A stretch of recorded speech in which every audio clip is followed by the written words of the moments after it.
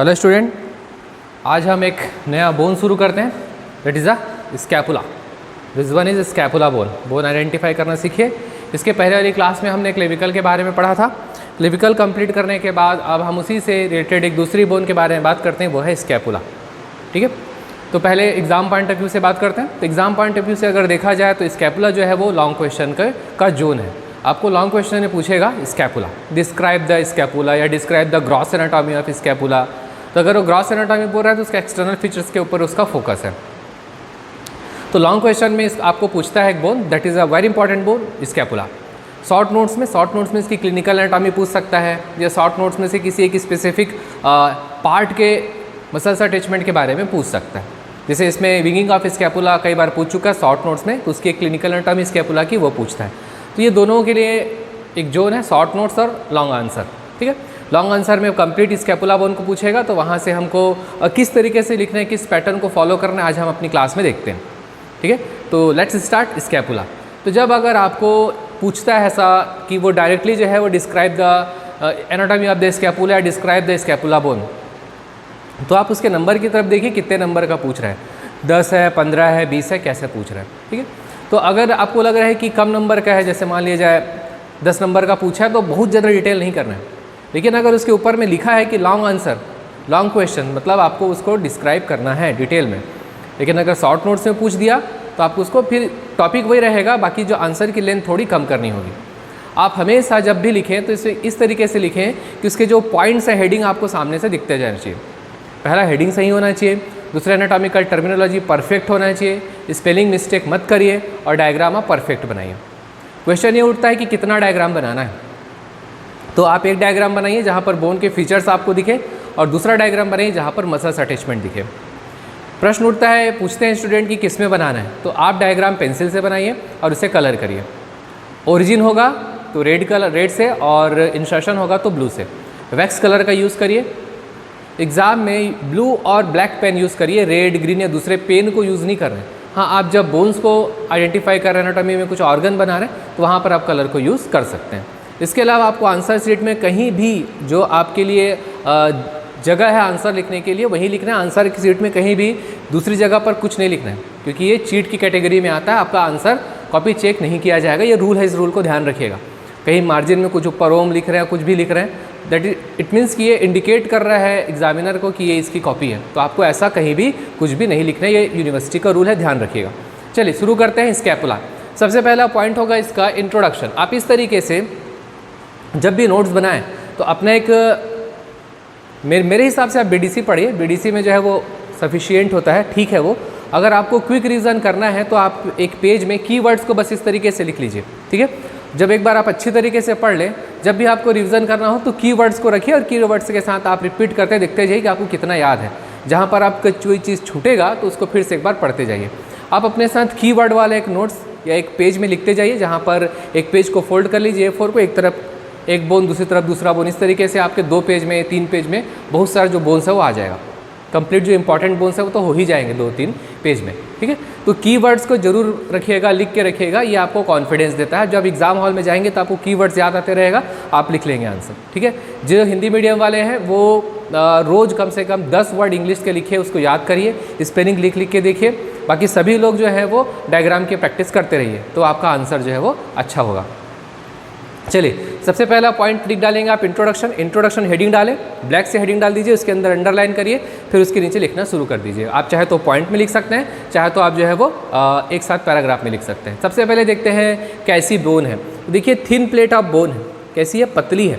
Scapula is a thin plate of bone. ये देखो कैसी है, पहला क्वेश्चन क्या हुआ, कैसी है। हाउ द स्कैपुला इज, तो कैसा है ये, पतला है। थिन प्लेट ऑफ बोन है, scapula is a thin plate of bone. पहला पोजीशन, पहला पॉइंट कैसी है। दूसरा पॉइंट कहाँ सिचुएटेड है, ये यहाँ सिचुएटेड है आपके पोस्ट्रो पीछे, और ये बोन जो है वो थोड़ा सा लेटरली होता है।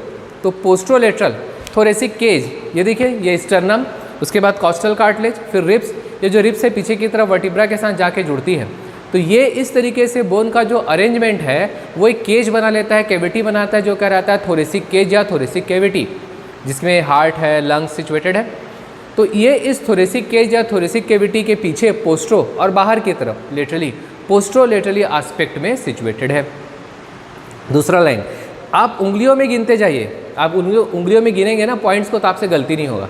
पहला कैसी बोन है, तो scapula is the thin plate of bone. दूसरा कहाँ सिचुएटेड है, it lies on the posterolateral aspect of the thoracic cage. What is thoracic cage? Thoracic cage is the cavity which is formed by the sternum, costal cartilage, ribs, and the ribs will connect to the vertebra, body of the vertebra, पीछे की तरफ जाके vertebra से connect होगी। तो ये cavity बना लेती है, इस कैविटी को बोलते हैं थोरेसिक कैविटी या बोलते हैं थोरेसिक केज। तो इस थोरेसिक कैविटी या थोरेसिक केज के पीछे और मीडियन प्लेन से बाहर, मतलब पोस्ट्रोलेटरली आस्पेक्ट में सिचुएटेड होता है स्कैपुला। ये होगी दूसरी लाइन। तीसरी लाइन, इसमें देखते हैं कि कौन कौन से फीचर्स हैं। तो स्कैपुला में क्या क्या है, वापस देखते हैं। स्कैपुला के दो सरफेस है, दो को सबसे पहले अलग कर लीजिए। ये वाला सरफेस कॉस्टल सरफेस, पीछे वाला डॉर्सल सरफेस। इसको वेंट्रल सरफेस क्यों नहीं बोले? इसलिए नहीं बोले क्योंकि इसका नाम ही कॉस्टल रखा गया। क्यों रखा गया? क्योंकि रिब्स के कनेक्शन में आती है, इसलिए कॉस्टल सरफेस कहलाएगा। इसको पोस्टीरियर नहीं बोलेंगे, इसको डॉर्सल सरफेस ही कहते हैं। ये डॉर्सल सरफेस है, ये कॉस्टल सरफेस है। दो सरफेस हो गए, दो अलग कर लीजिए। तीन एंगल है, ये है देखिए, ये वाला है सुपीरियर एंगल, ये है इसका इन्फीरियर एंगल, और ये है इसका lateral angle. Superior angle, this one is superior angle, this one is inferior angle, and this one is lateral angle. ठीक है, तीन बॉर्डर हैं, ये है इसका सुपीरियर बॉर्डर, ये है इसका मीडियल बॉर्डर, ये है इसका लेटरल बॉर्डर। तीन प्रोसेस है। ये जो सामने की तरफ कौवे के चोंच के जैसा दिख रहा है, ये छोटा वाला, ये कोरेक्वाइड प्रोसेस, ये वाला एक्रोमियन प्रोसेस, और ये नीचे वाला एक्रोमियन से बाद नीचे की तरफ आएंगे तो स्पाइनस प्रोसेस या स्पाइन ऑफ स्कैपुला। ये तीन प्रोसेस है। तो क्या हो गया, सरफेस बस दो है, बाकी सब तीन तीन में है। तो 2 और 3, 2:3 कर लीजिए। 2 क्या है, सरफेस, सामने वाला कॉस्टल, पीछे वाला डॉर्सल। 3 एंगल है, सुपीरियर एंगल ऊपर, इन्फीरियर एंगल नीचे, लेटरल एंगल लेटरली। 3 बॉर्डर है, superior border, medial border, lateral border. 3 process है, कोरेक्वाइड प्रोसेस, एक्रोमियन प्रोसेस और स्पाइनस प्रोसेस या स्पाइन ऑफ स्कैपुला। तो इस तरीके से आपका एक जो स्ट्रक्चर है वो तैयार हो जाएगा कि आपको इसका जो एक्सटर्नल फीचर या मैं कहूँ ग्रॉस एनाटॉमी में आपको क्या लिखना है, तो आपको यहाँ तक एक फेज़ में तैयार कर लेना है। चलिए, उसके बाद हम साइड डिटर्मिनेशन लास्ट में पढ़ेंगे। ठीक, साइड डिटर्मिनेशन को आपको इंट्रोडक्शन के बाद ही लिखना होता है, लेकिन इसमें हम थोड़ा सा लेट में लेकर पढ़ेंगे। जब आपको आंसर लिखना होगा तो साइड डिटर्मिनेशन को इंट्रोडक्शन के बाद ही लिख लीजिएगा। ठीक है, चलिए अब हम बात करते हैं उसके एक्सटर्नल फीचर में। हम क्या देखते हैं कि स्कैपुला में 2 सरफेस है, 3 बॉर्डर है, 3 एंगल है और 3 प्रोसेस है। तो सबसे पहले हम बात करते हैं उसके सरफेस के बारे में। तो स्कैपुला हैज़ 2 सरफेस। जो सामने की तरफ दिखेगा, ये बोन ऐसे सिचुएटेड है, तो ये वाला हिस्सा जो सामने की तरफ है फॉरवर्ड है, और ये जो कॉस्टल सरफेस होता है वो मिडियली होता है। मिडियली एंड फॉरवर्ड ऐसे, मिडियली अंदर की तरफ आ रहा है और सामने की तरफ है। तो कॉस्टल सरफेस कैसा है, मिडियली एंड फॉरवर्ड है।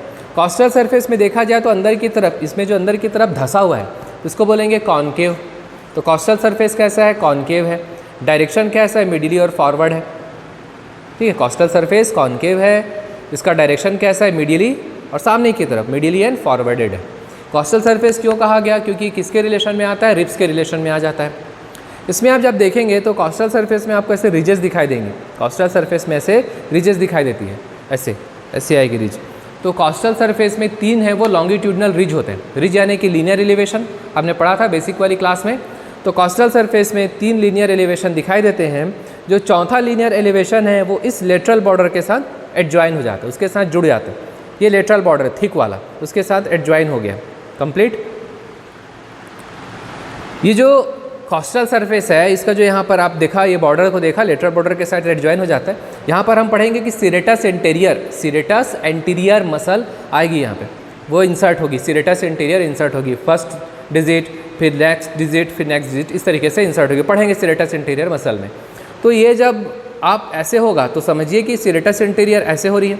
तो मतलब जब आप हाथ ओवरहेड एबडक्शन करते हैं आर्म का इस तरीके से, तो यहाँ पर की जो मसल है सीरेटस एंटीरियर वो ऐसे ऊपर की तरफ जाती, खिंचती है, पुल होती है। तो ये वाला जो हिस्सा है इसका costal surface along with its ridges, ये जो है वो लीवर के जैसा काम करता है, उसको खींचने में मदद करता है। ये हो गया कॉस्टल सरफेस। ठीक, कॉस्टल सरफेस कैसा है, कॉस्टल सरफेस इज कॉनकेव। हमेशा आप जब एनाटॉमी पढ़ें तो क्वेश्चन बना के पढ़ें, कैसा है, कॉनकेव। डायरेक्शन कैसा है, मिडिली और फॉरवर्ड है। क्या पाया जाता है, 3 लॉन्गिट्यूडनल रिजेस पाए जाते हैं। चौथा होता है, हाँ होता है, किसके साथ होता है, लेटरल बॉर्डर के साथ होता है। ये सरफेस अलॉन्ग विथ जो इसके रिजेस हैं वो क्या करती है, तो ओवरहेड एब्डक्शन में सीरेटस एंटीरियर मसल को पुल करने का काम करती है, मतलब सीरेटस एंटीरियर के लिए ये लीवर का काम करती है। ये हो गया इसका पहला surface, that is a costal surface. आप एक ऐसे ही इस तरीके से स्ट्रक्चर बना लें, जैसे एक पॉइंट होता है इसको टिक कर लें, फिर उसको वापस पढ़ के देखें कि आपसे कोई गलती होती है क्या, नहीं, फिर से एक टिक करें, ठीक है। तो जब आप टिक करेंगे तो आपको कॉन्फिडेंस आएगा, ठीक है। इस तरीके से आप बार बार पढ़ते जाएंगे, रिपीट करते जाएंगे तो एनाटॉमी आपको याद होते जाएगा। तो हमने बात की कॉस्टल सरफेस के बारे में। अब आते हैं हम इसके पीछे वाला डॉर्सल सरफेस। डॉर्सल यानी पीछे, पोस्टीरियर को डॉर्सल कहते हैं, एंटीरियर को वेंट्रल कहते हैं। इसको एंटीरियर सरफेस नहीं नाम दिया गया है, इसका नाम ही कॉस्टल सरफेस है, because it is related with the ribs, that's why it is known as costal surface. अब हम आते हैं डॉर्सल सरफेस, पीछे की तरफ, पीछे वाला ये वाला सरफेस। तो डॉर्सल सरफेस कॉन्वेक्स है, बैकवर्ड, पीछे की तरफ जाओगे तो इसका बल्जिंग जो उभार है वो पीछे की तरफ। तो डॉर्सल सरफेस कॉन्वेक्स, बैकवर्ड, पीछे है, पीछे की तरफ ये कॉन्वेक्स है, सही। ये कहलाता है spine of scapula, it is known as spine of scapula. तो ये जो स्पाइन ऑफ स्कैपुला है डॉर्सल सरफेस में पाया जाता है, और इस डॉर्सल सरफेस को वो दो हिस्सों में डिवाइड कर देता है। ये देखिए, स्पाइन के ऊपर वाला गड्ढा है, फोसा, फोसा, ये कहलाएगा सुप्रा स्पाइनस फोसा। ये नीचे वाला फोसा जो बड़ा है ये कहलाएगा इंफ्रा स्पाइनस फोसा। अब ये सुप्रा स्पाइनस फोसा और ये इंफ्रा स्पाइनस फोसा यहाँ पर मिल रहे हैं, जहाँ पर ये फिंगर देखिए, यहाँ पर मेरी फिंगर है, ये यहाँ पे मिल रहे हैं। ये है आपकी ग्लिनाइड कैविटी और ये है स्पाइन, तो दोनों के बीच का नॉच है, नॉच, ये कहलाएगा स्पाइनोग्लिनाइडल नॉच।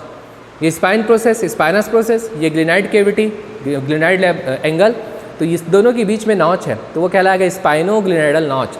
तो सुप्रा स्पाइनस फोसा और इंफ्रा स्पाइनस फोसा स्पाइनोग्लिनाइडल नॉच के पास एक दूसरे को कम्युनिकेट करते हैं। ये हो गया डॉर्सल सरफेस।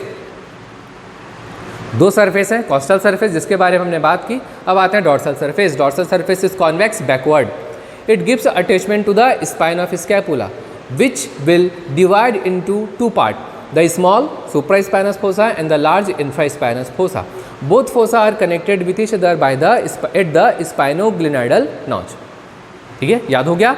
वापस एक बार रिपीट करते हैं, हिंदी में समझते हैं कि जो डॉर्सल सरफेस है वो कॉन्वेक्स है। इस डॉर्सल सरफेस में स्पाइन ऑफ स्कैपुला है, जिसे हम कहते हैं स्पाइनस प्रोसेस ऑफ स्कैपुला, ये अटैच होता है, और ये इस डॉर्सल सरफेस को बड़ा वाला छोटा वाला हिस्सा दैट इज सुप्रास्पाइनस फोसा और बड़ा वाला हिस्सा दैट इज इंफ्रास्पाइनस फोसा में डिवाइड कर देता है। ये दोनों फोसा ये जो है वो स्पाइनोग्लिनोइडल नॉच है, स्पाइनोग्लिनोइडल नॉच के पास कम्युनिकेट करते हैं, स्पाइनोग्लिनोइडल नॉच के पास एक दूसरे को कम्युनिकेट करते हैं। ये हुआ डॉर्सल सरफेस। अब डॉर्सल सरफेस को टिक कर दिए, आपका कॉस्टल सरफेस हो गया, डॉर्सल सरफेस हो गया। अब हम बात करते हैं एंगल के बारे में। देखिए ये है इसका सुपीरियर एंगल, ये सुपीरियर एंगल, तो इसे याद रखेंगे S T for trapezius muscle. अब मैं बार बार आपको मसल नहीं बोलूँगा, आप समझ जाइएगा, ट्रेपेजियस मीन्स मसल है। तो जो सुपीरियर एंगल है इसको कवर करती है मसल जो कहलाती है ट्रेपेजियस, क्लियर। इन्फीरियर एंगल में एक मसल आती है जो कहलाती है latissimus dorsi lady, S T lady, latissimus dorsi को मैं लेडी कह दूँ, लेटिसिमस डॉर्सी LA और डॉर्सी का E, तो लेडी बना दिया मैं इसको। तो ये हो गया ST और ये हो गया लेडी, ठीक है। तो ये हो जाएगा क्या, सुपीरियर एंगल में ट्रेपेजियस इसको कवर करेगा और इन्फीरियर एंगल को लेटिसिमस डॉर्सी जो है वो कवर करेगा। ये दो एंगल हो गए। ये जो है वो लेफ्ट का बोन ऐसे। तो ये जो लेटरल एंगल है ये है, ये लेटरली पाया जाएगा। तो ये जो लेटरल एंगल है जिसे ग्लिनाइड एंगल भी कहा जाता है, ये है। तो ये बड़ा होगा, लार्ज होगा, इरेगुलर होगा, और यहाँ पर एक कैविटी है जो सैलो है, उथला है, गहरा नहीं, उथला है, शैलो है। ये कहलाती है ग्लिनाइड कैविटी या ग्लिनाइड फोसा। इसी ग्लिनाइड कैविटी या ग्लिनाइड फोसा के साथ ह्यूमरस, ये वाली बोन आर्म की बोन ह्यूमरस है, ह्यूमरस आता है, ह्यूमरस का हेड है, तो ह्यूमरस का हेड आएगा और इसी ग्लिनाइड कैविटी या ग्लिनाइड फोसा के साथ आर्टिकुलेट करता है और बनाता है शोल्डर जॉइंट, क्लियर। तो इसमें तीन एंगल होगा, रिपीट करते हैं। Superior angle which is covered by the ST trapezius, inferior angle which is covered by latissimus dorsi, and the lateral angle. Lateral angle is known as glenoid angle, ठीक है। irregular होता है, large होता है, laterally situated है। इसमें एक fossa या कैविटी होती है जो शैलो होती है, ये इसका कहलाता है ग्लिनाइड कैविटी या ग्लिनाइड फोसा। इस ग्लेनाइड कैविटी या ग्लेनाइड फोसा के साथ head of the humerus articulate करता है और शोल्डर जॉइंट बनाता है। ये हो गया इसका एंगल। 3 एंगल हमने पढ़ लिया, सुपीरियर एंगल, इन्फीरियर एंगल और लेटरल एंगल। ठीक है, एंगल क्लियर हो गया। अब आता है इसके बॉर्डर के बारे में। यहाँ पर देखिए सुपीरियर एंगल से आएंगे और ये है इसका कोरिक्वाइड प्रोसेस। ये छोटा सा जो निकला ये वाला कोरिक्वाइड प्रोसेस। तो सुपीरियर एंगल से आते आते अब जब root of the coracoid process तक आओगे तो ये वाला बॉर्डर कहलाता है इसका सुपीरियर बॉर्डर, जो थिन है, पतला है, देखिए बहुत पतला है और शॉर्टर है, बाकी 2 बॉर्डर की तुलना में छोटा है। तो superior border is thin, superior border is shorter. आप इस तरीके से लिख सकते हो कि it extend from the superior angle up to the root of the coracoid process. लिख सकते हो कहाँ से कहाँ तक एक्सटेंड करता है। इसमें यहाँ पर एक नॉच है, यहाँ पर एक छोटा सा नॉच है, ये वाला। ये नॉच कहलाता है क्योंकि स्कैपुला में ऊपर की तरफ है, सुपीरियर बॉर्डर में है, इसलिए कहलाता है सुप्रा स्कैपुलर नॉच। क्या कहलाएगा? सुप्रा स्कैपुलर नॉच। तो मैं एक बार इसको रिकॉल कर लेता हूँ पूरा सुपीरियर बॉर्डर को। सुपीरियर बॉर्डर इज कैसा है? Superior border is thin, superior border is shorter, superior border extend from the superior angle up to the root of coracoid process and near the root of coracoid process it presents a notch which is known as suprascapular notch। ये वाला notch ये हो गया आपका superior border. अब हम बात करते हैं मीडियल बॉर्डर के बारे में। ये वाला जो पतला आपको दिख रहा है ना, ये वाला जो है वो मीडियल बॉर्डर है, जो सुपीरियर एंगल से इन्फीरियर एंगल तक एक्सटेंड करता है। क्लियर है ये भी? Medial border is thin and sharp, it extend from the superior angle up to the inferior angle. आप ऐसे भी लिख सकते हो कि above it extend from the superior angle and below it will terminate at the inferior angle. ये हो गया इसका मीडियल बॉर्डर। अब हम आते हैं लेटरल बॉर्डर। तो ये वाला जो बॉर्डर आपको दिख रहा है ये है इसका लेटरल बॉर्डर। तो लेटरल बॉर्डर याद रखिएगा थिकेस्ट होता है। स्कैपुला में जो भी बॉर्डर थिकेस्ट होगी वो लेटरल ही होगी, लेटरल बॉर्डर। डेफिनेटली अगर ग्लेनाइड एंगल या लेटरल एंगल इस तरफ है तो ये वाला बॉर्डर लेटरल बॉर्डर ही होगा। यहाँ पर एक ट्यूबरकल है जो कहलाता है इंफ्राग्लेनाइड ट्यूबरकल। इसके ऊपर में भी एक ट्यूबरकल है, ये वाला, वो कहलाता है सुप्राग्लेनाइड ट्यूबरकल। और ग्लेनाइड कैविटी या ग्लेनाइड जो है इसके नीचे आपको एक ट्यूबरकल दिख रहा है, कहलाता है इंफ्राग्लेनाइड ट्यूबरकल। तो मैं कह सकता हूँ कि जो लेटरल बॉर्डर है वो इंफ्राग्लेनाइड ट्यूबरकल से नीचे उतरेगा कहाँ तक? इन्फीरियर एंगल तक। और ये थिकेस्ट होता है किसकी तुलना में? सुपीरियर बॉर्डर और मीडियल बॉर्डर की तुलना में लेटरल बॉर्डर थिकेस्ट है। तो ये हो गया इसका border. Lateral border is thickest, it extend from the infraglenoidal tubercle up to the inferior angle. Thickest होता है, याद रखना है। तो ये हो गया इसका 2 सरफेस हो गया, 3 एंगल हो गया, 2 बॉर्डर हो गया। अब आते हैं इसमें प्रोसेस। तो स्कैपुला में प्रोसेस है, ये कहलाता है, देखो ये है कोरिक्वाइड प्रोसेस। एग्जाम में क्वेश्चन पूछता है कोरिक्वाइड प्रोसेस और कोरोनॉइड प्रोसेस, ऐसे है। कोरिक्वाइड बोलेगा तो स्कैपुला है, कोरोनॉइड बोलेगा तो अल्ना है, याद रखना। ये वाला कौवे के चोंच के जैसा दिख रहा है, कोरिक्वाइड प्रोसेस है। ये वाला जो थोड़ा सा फ्लैट दिख रहा है, ये वाला ये एक्रोमियन प्रोसेस है। और इसे नीचे उतरोगे तो ये स्पाइन है, ठीक है, शार्प है, ये कहलाएगा स्पाइनस प्रोसेस या स्पाइन ऑफ स्कैपुला। तो now we will discuss about the process of scapula. कौन सा है? स्पाइन या स्पाइनस प्रोसेस, एक्रोमियन प्रोसेस और कोरिक्वाइड प्रोसेस। ये देखिए ये है स्पाइन, ये स्पाइनस प्रोसेस ये कहलाता है, जो स्कैपुला के डॉर्सल सरफेस में पाया जाता है। और स्कैपुला के डॉर्सल सरफेस को स्मॉल सुप्रा स्पाइनस फोसा और लार्ज इंफ्रा स्पाइनस फोसा में डिवाइड कर देता है। ये कहलाता है spine of scapula. Spine of scapula का जो पोस्टीरियर बॉर्डर है ये इसका कहलाता है क्रस्ट ऑफ स्पाइन। ये जो क्रस्ट ऑफ स्पाइन है इसके 2 लिप होते हैं, ये नीचे वाला कहलाएगा लोअर लिप और ऊपर वाला कहलाएगा अपर लिप। ये हो गया आपका स्पाइनस प्रोसेस। अब आते हैं एक्रोमियन प्रोसेस, ये वाला एक्रोमियन प्रोसेस। तो एक्रोमियन प्रोसेस में अगर आप बॉर्डर देखोगे तो ये वाला बॉर्डर जो ग्लेनाइड कैविटी या ग्लेनाइड की तरफ जा रहा है, ये वाला बॉर्डर लेटरल बॉर्डर, और अंदर की तरफ जो होगा वो उसका कहलाएगा मीडियल बॉर्डर। तो एक्रोमियन प्रोसेस में 2 बॉर्डर है, lateral border and medial border. इसमें 2 सरफेस हैं, सुपीरियर सरफेस और इन्फीरियर सरफेस। एक्रोमियन प्रोसेस में यहाँ पर एक फिशेट है, हमने इसके बारे में पढ़ा था कि एक्रोमियन का जो फिशेट है वो क्लेविकल के लेटरल एंड के साथ जुड़ता है और बनाता है एक्रोमियो क्लेविकुलर ज्वाइंट। क्लियर है? क्या बनाएगा? एक्रोमियो क्लेविकुलर ज्वाइंट बनाएगा। ये हो गया आपका एक्रोमियन प्रोसेस। पहला स्पाइनस प्रोसेस या स्पाइन ऑफ स्कैपुला, उसके बाद एक्रोमियन प्रोसेस, फिर आते हैं कोरिक्वाइड प्रोसेस। तो कोरिक्वाइड प्रोसेस कौवे के चोंच के जैसा, क्रॉस बीक जैसा दिखाई देता है। ये लेटरली है और फॉरवर्ड। तो अगर आप ऐसे देखेंगे तो यहाँ इस तरफ आएगा, ठीक है। तो लेटरली बाहर की तरफ और सामने की तरफ फॉरवर्ड ये सिचुएटेड होता है। तो ये हो गया आपका एक एक्सटर्नल फीचर या ग्रॉस एनाटॉमी ऑफ स्कैपुला। तो फर्स्ट आप जब भी पढ़ें तो यहाँ तक आप अच्छी तरीके से कंप्लीट कर लीजिए, तो उससे क्या होगा, आपको कॉन्फिडेंस आएगा। 2-3 बार रिपीट कर लीजिए, है ना, तो इससे आपको जब तक टिप ऑफ टंग हो जाएगा उसके बाद ही आप मसल्स अटैचमेंट की तरफ जाइएगा। अब जो बचा हुआ है वो है इसका साइड डिटर्मिनेशन। तो आप अपने हिसाब से देखिए आप क्या क्या लिख सकते हैं। तो सबसे पहले हम साइड डिटर्मिनेशन में बात करेंगे ग्लिनाइड एंगल के लिए। तो जो ग्लिनाइड एंगल है ये लेटरली सिचुएटेड होगा। क्या ये बोन ऐसे हो सकता है? भाई ये तो लेटरल है ना, ये तो डॉर्सल सरफेस सामने आ गया, ऐसा तो होएगा नहीं। इसका मतलब ये ऐसे, भाई ये वाला जो सरफेस है ना जिसमें स्पाइन है तो पीछे ही होगा, ये तो ऐसा नहीं हो सकता है, ऐसा भी नहीं हो सकता है क्योंकि ये मीडियल होगा, ये तो मीडियल तरफ ये तो लेटरल रहता है। इसका मतलब ये इस तरफ की बोन है। तो जो ग्लिनाइड एंगल है जिसे हम लेटरल एंगल कहते हैं वो लेटरली होगा। ग्लिनाइड एंगल लेटरली सिचुएटेड होगी जिसमें ग्लिनाइड कैविटी या फोसा होगा। तो आप समझ जाएं कि ये लेटरल तरफ होगा। पहला पॉइंट किससे आप डिसाइड करेंगे? ग्लिनाइड एंगल या ग्लिनाइड कैविटी, ग्लिनाइड फोसा जो है वो लेटरली सिचुएटेड होगा। ठीक है, पहला पॉइंट क्लियर हुआ ग्लिनाइड कैविटी के साथ। दूसरा हम सरफेस के बारे में बात करेंगे, costal surface and dorsal surface. ये ऐसे नहीं हो सकता है क्योंकि ये जो है वो सामने आ गया, ऐसा तो है नहीं। जो कॉस्टल सरफेस है वो कॉनकेव होगा और फॉरवर्ड, कॉनकेव दिख रहा है आपको, और कैसा होगा, मिडिली एंड फॉरवर्ड होगा, ये भी सही है। जो डॉर्सल सरफेस है वो बैकवर्ड साइड में होगा और कॉन्वेक्स होगा, ये भी सही है। तो ये हो गया सरफेस के साथ। फिर इसका बॉर्डर, जो थिकेस्ट बॉर्डर होगा वो लेटरल बॉर्डर होगा, ये लेटरली होगा, ये ऐसा नहीं हो सकता है क्योंकि ये मीडियल हो जाएगा। ये डॉर्सल सरफेस फिर सामने आ गया, ऐसा तो नहीं है। तो ये इस तरफ की बोन है। कॉस्टल सरफेस कॉनकेव होगा, मिडिली होगा, फॉरवर्ड होगा। Dorsal surface convex backward situated होगा। जो ग्लिनाइड कैविटी है वो लेटरली होगा जिसे हम ग्लिनाइड एंगल कहेंगे, और जो बॉर्डर थिकेस्ट है वो लेटरल बॉर्डर होगा। यह है इसका साइड डिटर्मिनेशन का पॉइंट। तो अब एग्जाम पॉइंट ऑफ व्यू से अगर आप लिखेंगे तो सबसे पहले लिखिए इंट्रोडक्शन, फिर लिखिए उसका साइड डिटर्मिनेशन जैसा हमने इसमें पढ़ा है, फिर हेडिंग डालिएगा एक्सटर्नल फीचर्स जिसमें आप बात करेंगे उसके 3 एंगल के बारे में, सुपीरियर एंगल, इन्फीरियर एंगल और लेटरल एंगल।